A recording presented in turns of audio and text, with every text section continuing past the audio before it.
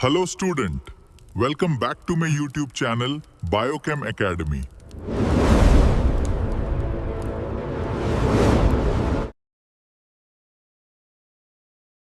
चलिए अगला हेडिंग डालिए एरिल। इसमें क्या बताया गया है, जिसको आप नोट करें तो फिर समझाएं इसको।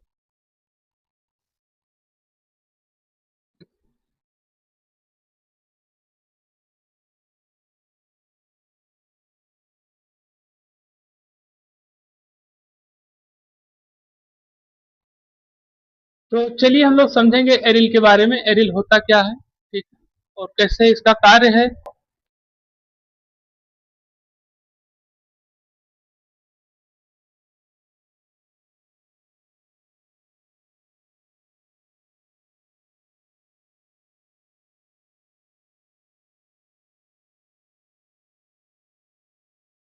कि कुछ बीजांड, ठीक, कुछ ऐसे बीजांड होते हैं, कुछ ऐसे सीड्स होते हैं, बीजांड होते हैं जो एक, देखो एक गलती से, जो एक कालर नुमा, ध्यान रखिएगा, ऐसे बीजांड जो एक कालर नुमा, ठीक है, और साथ साथ कालर नुमा और अति वृद्धि पाए, अति वृद्धि, ध्यान रखिएगा। अब ये देखिए कालर नुमा, क्या कालर नुमा मतलब इस तरीके से कि आपको ऐसे सीड्स देखने हैं जो अपने ऊपर आवरण के बाद भी अपने आप को ओढ़े रखते हैं। ऐसे सीड या ऐसे बीजांड, ठीक है, जो अपने आप को क्या रखते हैं, मतलब कि ऐसे बीज जो बीज के ऊपर आपने देखेंगे कि एक लेयर पाई जाती है, एक आवरण पाया जाता है, लेकिन वो उसके बाद भी अपने ऊपर एक आवरण खुद लगाए रहते हैं। ऐसे बीजों की बात की जा रही है यहाँ पर। और साथ साथ है कि उनकी जो व्यवस्था होती है उस बीज के लिए, वो अति वृद्धि पे कार्य करती है। अति वृद्धि होती क्या हो समझिए। अति वृद्धि में 5 चीजें आती हैं, क्या क्या? ट्राइकोमस, कांटे, प्रतन, मूल रोम और कलिकाएं। ठीक, इसको हम समझेंगे।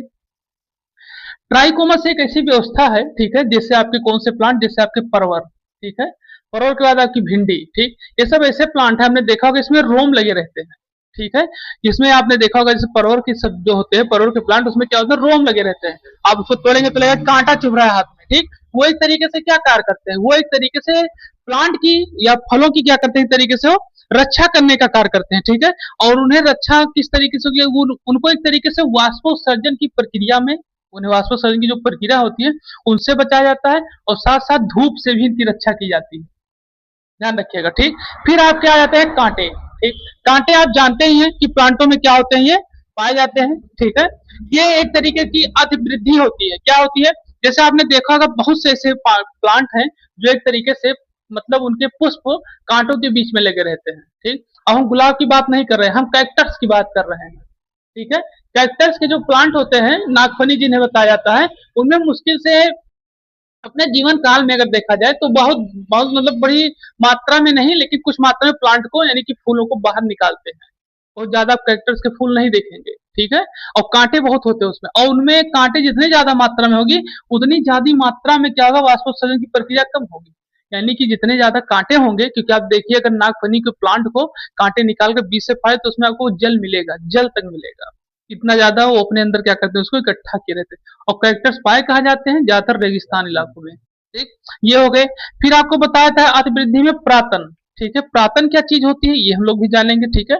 प्रातन इस तरीके की व्यवस्था होती है जो ये बताया था कि प्रातन में जड़ें कमजोर होती है, ध्यान रखिएगा। प्रातन में क्या होती है, जड़ें कमजोर होती हैं, और इनसे मूल रोम निकले रहते हैं। मूल रोम कहते हैं, मूल तना निकल रहता है, ठीक। कैसे? जैसे आपके अंगूर हो गए, अंगूर हो गए, लौकी हो गई, करेला, इनके सबकी जड़ें बहुत कमजोर होती है, ठीक। लेकिन इनके क्या होते हैं, एक तरीके से आप देखे होंगे, मूल रोम के तरीके से जड़ें बाहर करती है, बाहर की तरफ, जो एक तरीके से दूसरे, मतलब जो इनके सहायक वो होते हैं डंठल, उनसे मतलब एक तरीके से क्या होता है, जुड़कर ये अपने आप को विकास या फिर वृद्धि में कार्य लगाते हैं, कार्य करते हैं, ठीक। आपने देखा होगा अंगूर के सब बगीचे लगे रहते हैं, नीचे अंगूर लटका रहेगा, ऊपर प्लांट चलते रहेंगे। जैसे आपने देखा साग सब्जी अब देखे होंगे कि करेला हो गया, परवल हो गया, लौकी, सबसे नीचे लटके रहते हैं, वो प्लांट आगे बढ़ता रहता है, इसी तरीके से तो होता है।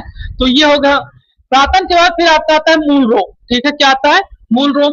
मूल रोम भी एक तरीके से अति वृद्धि में कार्य करता है। मूल रोम आप समझ लीजिए, ये मूल रोम जिसको मेन रूट कहा जाता है, ये अगर कोई प्लांट तैयार हो चुका है, मतलब एक तरीके से प्लांट से लेकर के मतलब ट्री बन चुका है, तो मूल रोम को बताया जाए करीब 30 फुट तक नीचे से भी पानी निकाल सकते हैं, इतनी गहराई में इनकी जड़ें होती हैं। जो ट्री बन चुके हैं और काफी पुराने जो पेड़ हैं उनकी मूल रोप तो बहुत नीचे तक रहती है, लेकिन एक रेशियो बताया गया है कि करीब 30 फीट तक क्या होती है, इनकी गहराई होती है। जो आप लोग देखते हैं कि 30 फीट पे अभी बोरिंग हो जाती है तो पानी आने लगता है, तो इस तरीके से आपने देखा होगा बहुत से जंगलों में पेड़ है पौधे सब हरे हरे रहते हैं, तो वो लोग इतनी गहराई से पानी को खींच रहे हैं।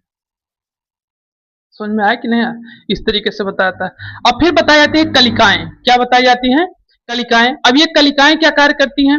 कलिकाएं भी कुछ इस तरीके से व्यवस्था करती हैं, अतिवृद्धि में ही कार्य करती हैं।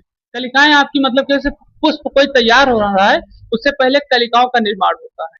जो कलिका होती है छोटी छोटी, मान लीजिए गुलाब है तो छोटी सी पहले कलिका निकलेगी, ठीक है, फिर उसके ऊपर हमने बताया था एक तरीके से एक आवरण पाया जाता है जिसको क्या कहते हैं, पुष्प की संरचना में हमने आपको पढ़ाया था, जिसमें पहली बाहर से रक्षा करते हैं, क्या कहते हैं उनको, बाह्य दलपुंज। क्या कहते हैं उन्हें, बाह्य दलपुंज, जो एक तरीके से आवरण के रूप में रहते हैं और वो उसके अंदर से रक्षा करते हैं। अब समझिए आगे, ये बताया गया आपका कालर नुमा अतिवृद्धि। अतिवृद्धि में आपकी 5 चीजें आती हैं, पाई जाती हैं, तो तीसरा आवरण बनाती है। ध्यान रखिए, हमने 2 आवरण के बारे में बताया था आपको, आपको अगर ध्यान होगा तो हमने जब आपको बताया है भूण तो इस तरीके से 2 आवरण के बारे में बताया, लेकिन ये क्या करती है, तीसरा आवरण बनाती है।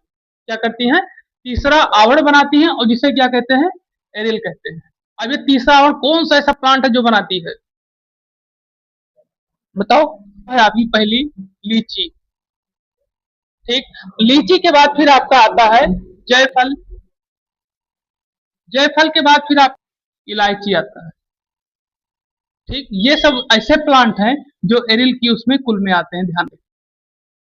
आप देख भी सकते हैं इलायची आप देखे होंगे तो पहले एक आवरण बनाती है, वो भी कालर नुमा बनाती है, फिर उसको आप जब काले वाले को निकालेंगे तो अंदर सफेद कलर का रहता है नहीं रहता, तो इस तरीके की चीजों को बताया जाता है। ये है आपकी एरिल।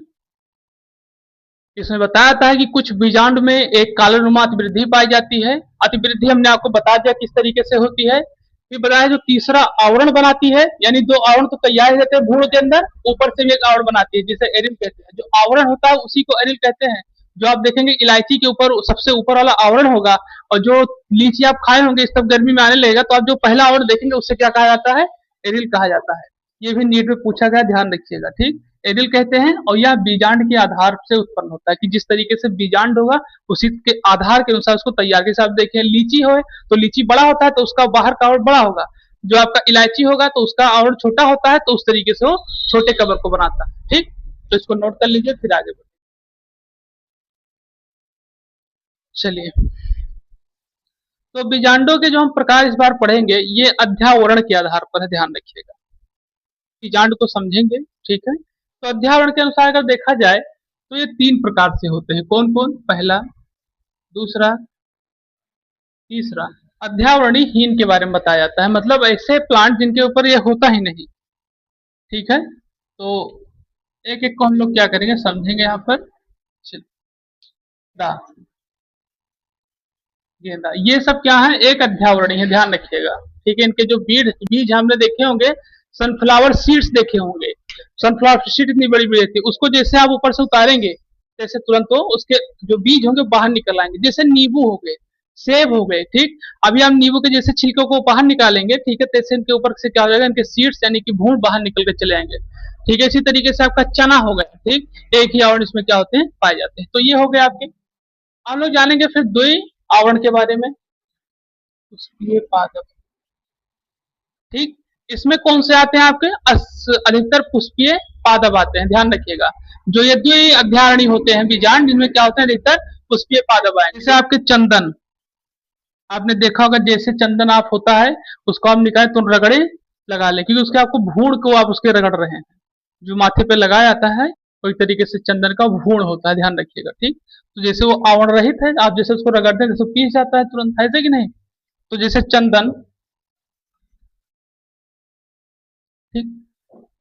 लेरोनथस, हम लोग इसको समझेंगे आवरण के आधार पर, जिसमें आपको बताया ही गया है कि आवरण के आधार पर बीजांड में एक आवरण होता है जैसे आपके सूरजमुखी गेंदा। 2 आवरणी क्या होते हैं, 2 आवरणी, 2 अध्यावरण वाले बीजांड, उसके अंतर्गत ज्यादातर आपके पुष्पीय पादप आते हैं। जो अध्यावरणी होते हैं यानी कि जिनके पास आवरणी होते हैं, अध्यावरणी कहते हैं, ठीक है। अध्यावरणीहीन जो होते हैं यानी जिनके पादप में क्या होते हैं, आवरण नहीं होते, आवरण रहित होते हैं या फिर आवरण नहीं होते। जैसे आपका क्या हो गया, चंदन हो गया, लेरोंथन्स हो गया, ठीक है। ये सब इस तरीके के प्लांट हैं जिनके अंदर ये एक अध्यावरणीय, द्विअध्यावरणीय और ये अध्यावरणीहीन प्लांट, ठीक। तो ये हो गया आपके बीजांडों के प्रकार, किसके आधार पर, अध्यावरण के आधार पर, ठीक। अब चलिए इसको नोट कर लीजिए, फिर आगे बढ़े। चैनल को लाइक करें, सब्सक्राइब करें, शेयर करें और कमेंट करें। The top important concept is coming up next. Subscribe now to the Biochem Academy. Don't miss it.